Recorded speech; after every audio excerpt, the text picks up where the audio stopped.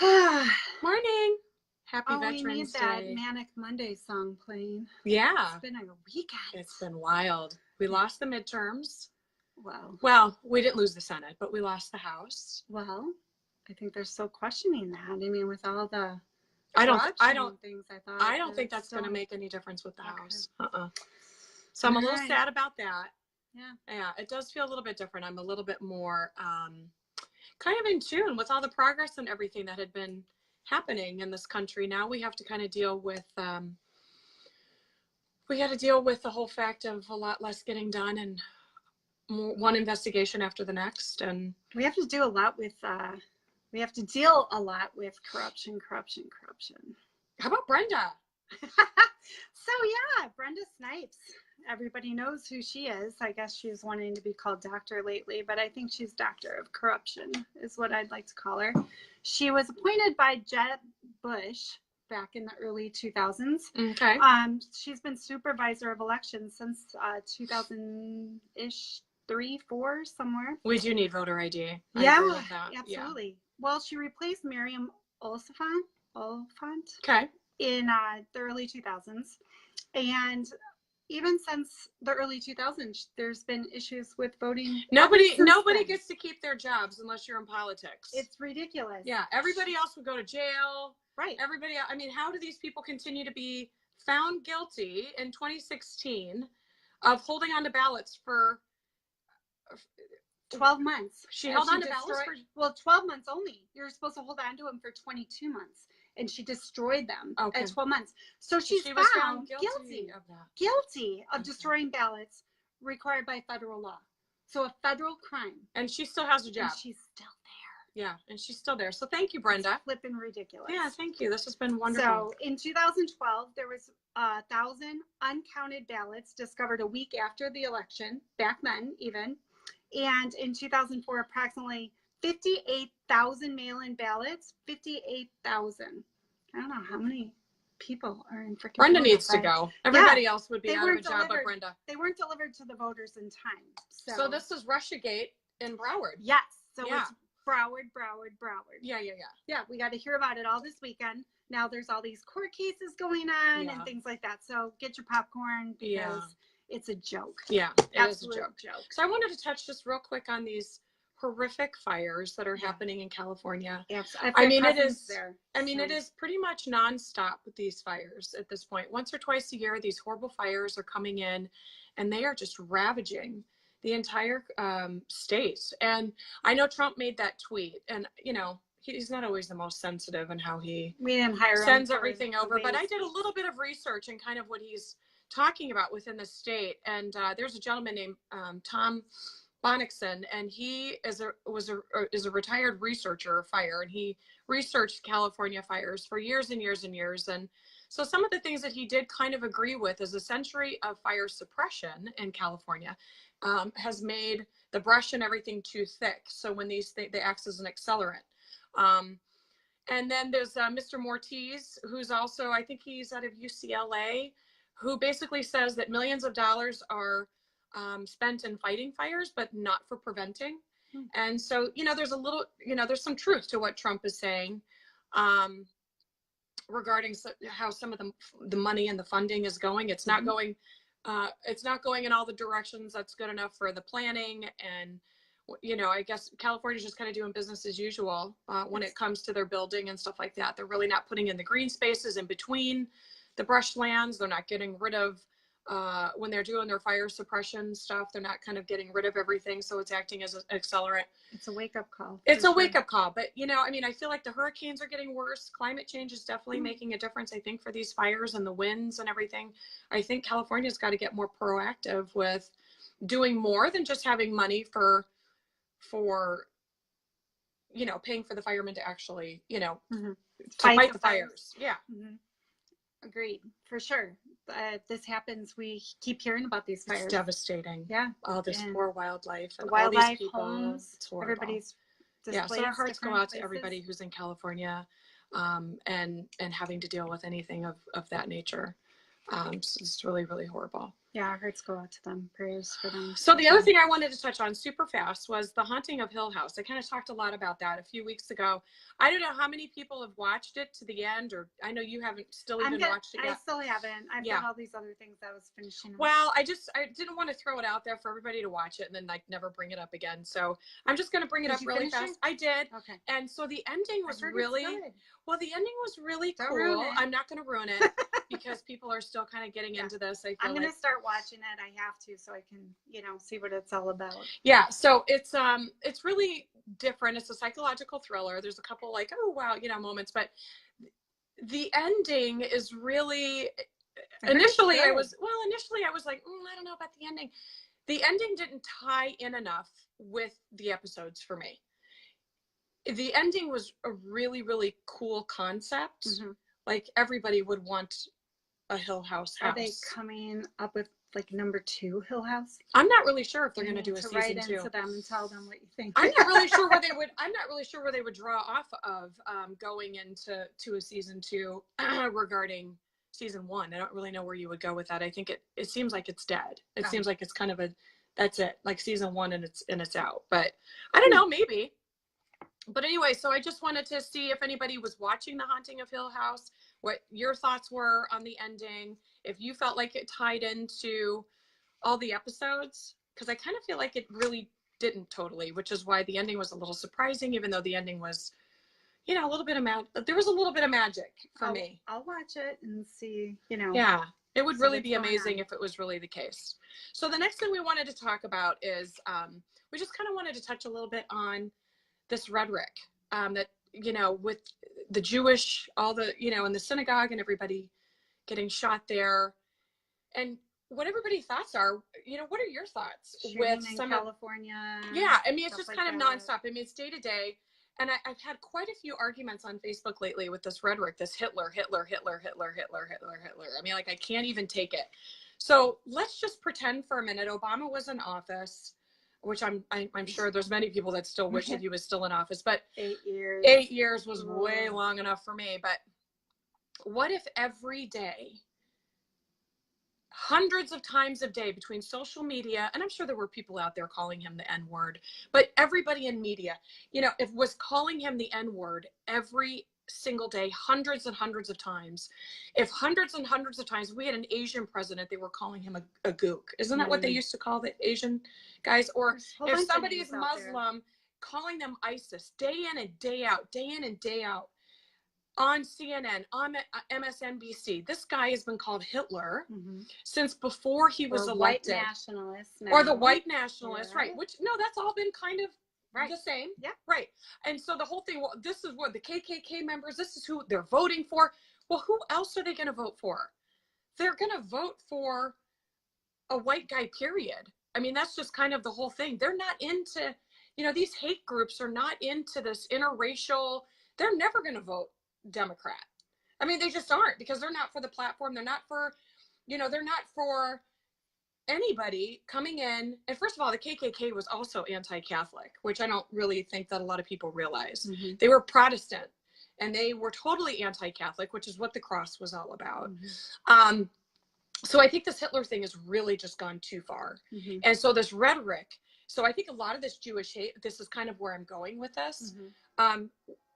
This has been intentional since day one. Absolutely. The xenophobe, racist, Jewish hating Hitler that's trying to kill people. The immigration laws, I mean, we kind of went over that this last episode. Those are historic. This is kind of what the country does. And when you're at war with Muslim nations, if you look back during the World War I, this is just kind of what we do. We don't let a lot of people in from countries that we're at war with. We just don't. So anything that he was saying has everything to do with Obama's guys and the policies that the Obama administration was. I just kind of wonder, I mean, if Obama was being called the N-word day in and day out from all these networks, all these publications, all these newspaper publications, and all over social media, day in and day out. A lot of people just will follow what the media says. But I just kind of wonder, what is everybody's energy towards Black people then? If that's what we were doing day in and day out. And that's what I'm saying with this Hitler. Day in and day out. I mean, this is how people are starting to look at Jews in the country. I don't know. I think extremists, like people that don't have an opinion and research it. Well, no, are this is going what to I'm be saying. that If way. you are, if Yeah. you're, you know, if you have an Asian president or somebody's in office and you're calling them gooks all day Right. long, or an ISIS because somebody is Muslim, oh, they're ISIS, ISIS, ISIS. I mean, that's what happened to a lot of Muslims after 9/11. Right. A lot of people who are just great American Muslims, because of everything that happened with ISIS, all of a sudden everybody's being tagged an ISIS member just because of their. Or if you are a Trump supporter, they all of a sudden call you a racist. Well, I know this is this whole Hitler and this whole Hitler thing, right? Xenophobe, racist, bigot, right? Yeah, which really has nothing. None of his policies have anything to do with any of those. And so I've been asking people, well, what are the policies? Well, there aren't any policies. There's nothing. There's absolutely nothing happening with any of the policies. So when somebody wants to shoot over a policy, we would love to have that conversation and that debate, because I've been looking for it all weekend and nobody's been able to provide me with one. So yeah, so that's been really kind of irritating me. I've had a lot of conversations, and all of this Hitler talk, it's emboldening the hate for Jewish people. It just spreads hate, period. Well, this is what I'm saying. There's trigger words: ISIS, gook, the N-word, Hitler. None of these are good. Nasty. Yeah, and it's all strategic. This is what I'm saying. It has been strategic since day one. Yep. You know, and this whole white nationalist things with these reporters, Acosta, going in there and diving into, you know, I mean, he is so aggressive and so agitating, and so in every question that he asks, and everything that it always ties back into race. It always ties back into race. And unless these journalists are so stupid that they don't know anything about history, they're just doing it to drive a talking point in all of these questions, and it drives me insane. I think it's all smoke and mirrors to the real agenda of what's going on. Well, it absolutely is. All the corruption. It takes all this, you know. Yeah.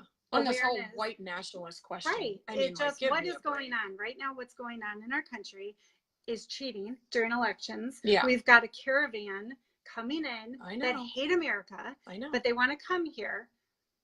I know. It's paid by Soros, I believe. So, you know, and leftists. Yeah. So it just creates chaos. Yeah. Our United States. But this is what historically, this is what the Democratic Party has always done. Right. Actually, is they've created these groups of people to try to oppress the movement forward. And we're going to talk about that at another time when why can't we all get along? I know, it's hard. Yeah, race baiting for sure. Yeah. Yes. And that's really what it is.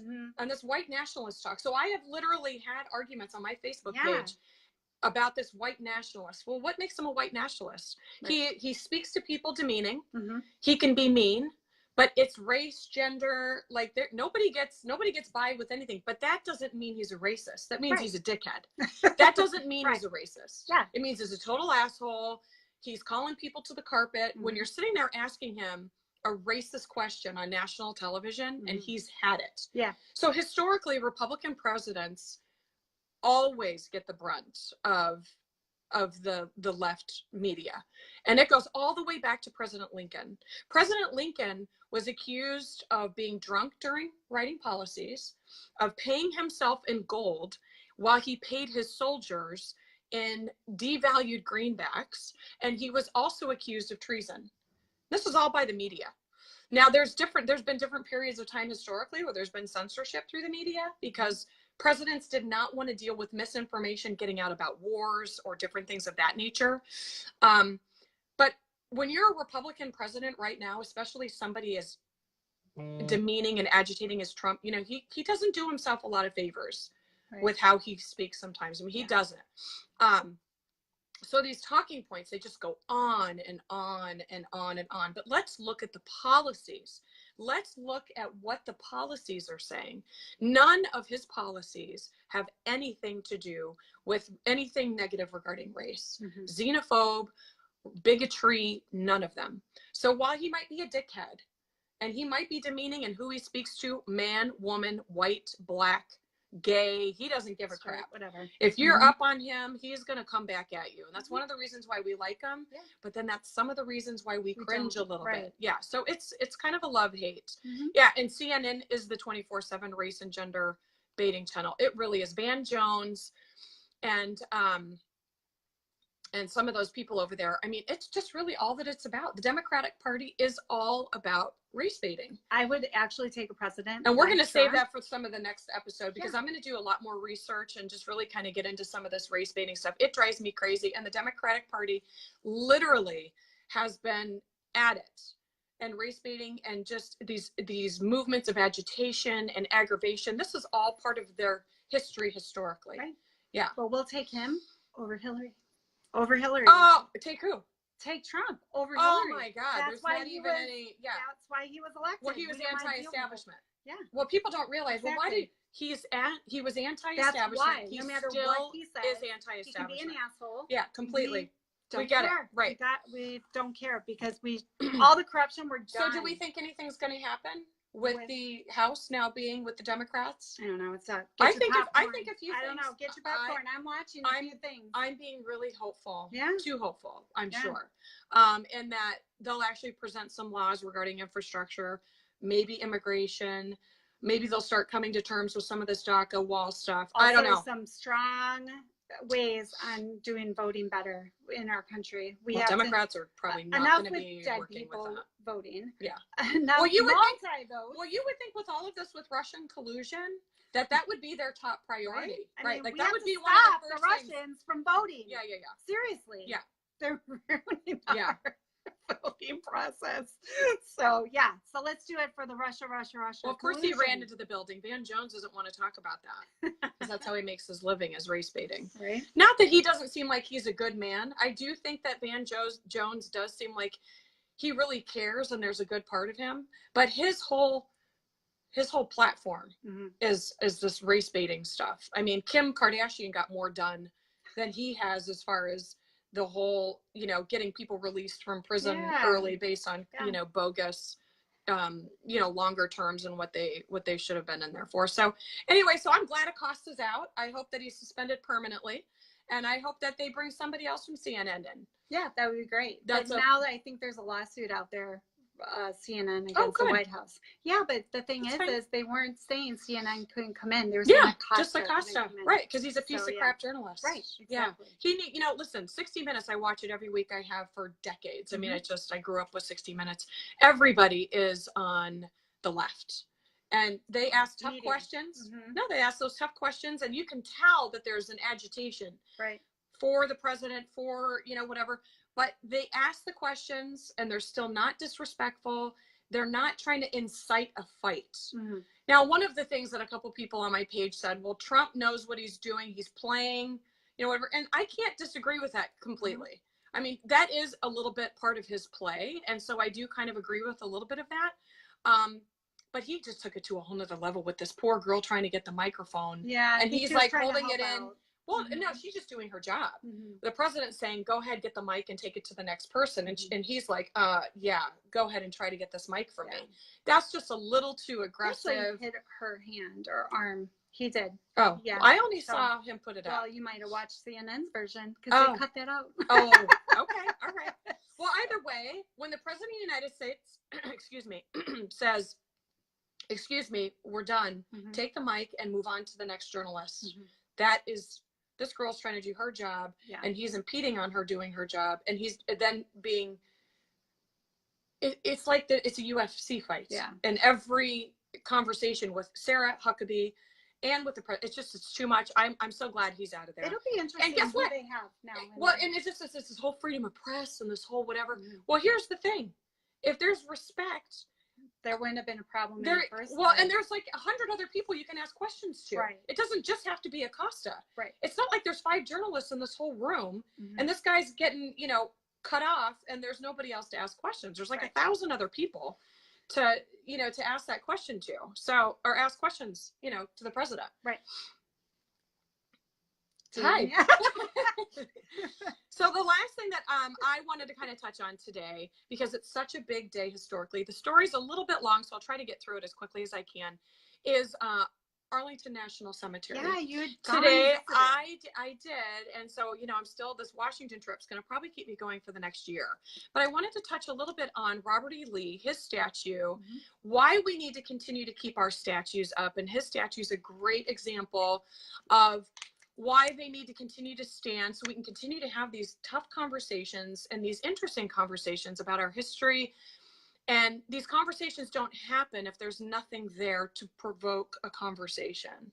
So while I was in Washington, D.C., I went to Arlington National Cemetery, went to the tomb of the lost soldier, and went through that whole thing, which was amazing. And Robert E. Lee's home, his private residence, is at the top of Arlington National Cemetery, and it overlooks the entire cemetery. And so it was closed while I was there, so I was not able to actually go into the home. It was under refurbishment until next year, so it's under a big reconstruction thing. But I did a little bit of research regarding Arlington National Cemetery, and people do not realize the Robert E. Lee story, where everybody's talking about taking that statue down right there in Washington, D.C. It is so unbelievable what happened with Robert E. Lee. So Robert E. Lee was a general. He started off for the Union working under Abraham Lincoln. And under him was Meigs, which was one of his generals. And they both went to West Point. And he was highly, highly respected in the Union, Robert E. Lee was. And midway through the war, he decided he was going to switch sides, and he was going to step down from his post as colonel from the Union and go work for the Confederates. So he switched sides. And Meigs, who worked underneath him, hated his guts for that and saw him as the biggest traitor going to work for the South, for the Confederates. And so the Union was encroaching in on Arlington National. And Robert E. Lee at the time had told his wife, Mary, to go ahead and gather all their belongings, that, say goodbye to the house. I don't know what's going to happen. The Union members are coming. And so she did. So she left. And so at a later point in time, she had some health issues.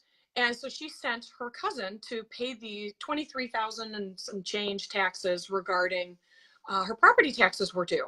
Look at that. Even during times of war, a few years earlier, the federal government had decided we're going to start imposing property taxes to start paying for the war. Started then. Yes. And so anyway, so she sends her cousin, and the government at the time had said no, she has to come in person to pay her taxes. So the 1,100 acres, which she had received by her father was the nephew of Martha Washington, George Washington's wife. So this whole political thing is so interesting, because even way back then in history, everybody, it's almost like the Clintons and the Bushes. Like, how many Bushes and Clintons can there be? You know what I mean? It's a little bit like that with the Washingtons, with the nephews and the cousins. It was just still that cesspool of like the same people, you know what I mean? So she was left the 1,100 acres on Arlington National Cemetery, or Arlington National was her private residence. It was left to her by her father, who was the nephew of Martha Washington. And so her 1,100 acres went up for auction, and the federal government purchased it for $23,000 because she was unable to pay for her property taxes because her cousin was seen as, we can't take your money, we need it from the actual owner. So Meigs, the guy who hated Robert E. Lee, who worked under him, considered him a traitor and never wanted anything to do with him ever again, stepped forward as the general master of the entire Arlington National property. Oh, okay. The entire Arlington National property, and basically made it his life's work and life's mission to make sure that Arlington National Cemetery would never be able to be lived on again by the Lees. So it was his idea. He put it in front of Congress that the entire 1,100 acre property get used for educational schools. When the slaves got freed, the Emancipation Proclamation came, everybody came to live on property. Houses were there, schools were there, people lived there, they farmed there, and many people were buried there. And Meigs went ahead and started the 2,100 forgotten, unnamed soldiers. he put a big tombstone right in front of the Lee's garden where everybody would be buried so she could never enjoy her garden ever again. And it was all strategic on Meigs's part that this entire property be taken over by the cemetery. And so he knew that once the 2,100, I think it was 2,111 people were buried as unnamed soldiers, and a sacrifice was built in honor in honor for those soldiers that were unnamed. And he knew that it would make it much more difficult to ever politically or personally change the design of Arlington National Cemetery. So anyway, so long story short, it's a very long story. Meigs was there forever. He is buried there. His family is buried there. I don't even think the Lees are buried there. Oh, wow. I really don't. But I think they have a whole separate chapel somewhere else.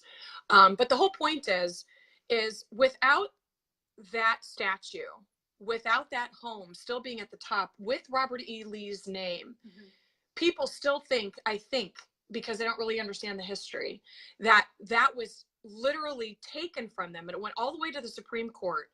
After the Lees died, the one child fought it in the Supreme Court, and the Supreme Court sided with them after a jury also sided with the Lee family. Wow.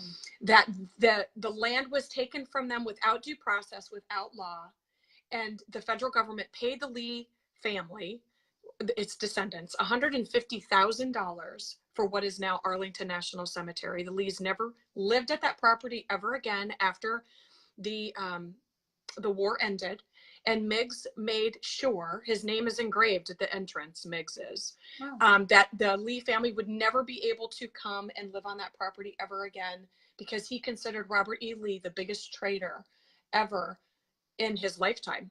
And he was once really, really respected by him. And it was his life's work. He did everything for the rest of his life for the people that he felt that Robert E. Lee went against, and that he switched sides. He did try to take it to Congress that he wanted them kicked out of the United States, and it quietly went away. Grant made sure that Robert E. Lee was not kicked out of the country, but he quietly moved and was a Washington professor, I believe, at a university after. But anyways, that's kind of the story with Arlington National Cemetery. It's an amazing, amazing cemetery. But you know, I just kind of wanted to make that point about that statue, because when I was there, you could not get close to the statue. Really? No. Good. Well, in a way, you have to protect some of our statues now, because people just want Well, but this is the point, though. Who would even?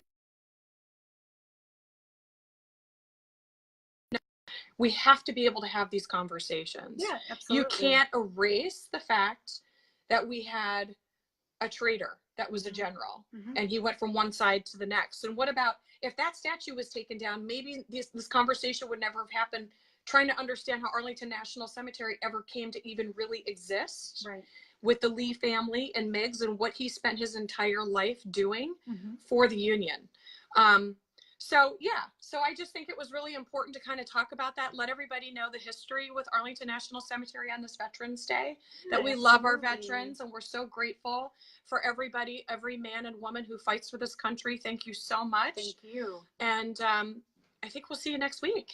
Have a great Monday, guys. Bye. Mwah. Take care.